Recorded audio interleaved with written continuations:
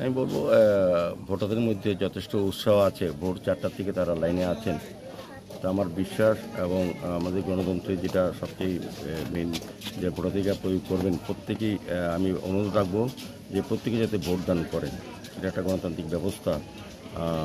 পক্ষে বিপক্ষে আমি এটা জানি না, আমি বলবো যে প্রত্যেকে যাতে ভোট দেয়। এই লাইনে দেখে আমার খুব উৎসাহ লাগছে যে এবার আমি রেকর্ড ভোটে আমি জয়ী হব। আমি যতজন লোককে দেখেছি তাদের যে ভাবনা বা উৎসাহ, আমার মনে হচ্ছে যে আমরা রেকর্ড ভোট আমরা জয়ী হব এবং মানুষের মধ্যে খুব উৎসাহ আছে। এখানে একটু দেরি হয়েছে শুরু করতে। এখানে দুটি পুলিং স্টেশন আছে, একটা 7-4, 14 আর 5।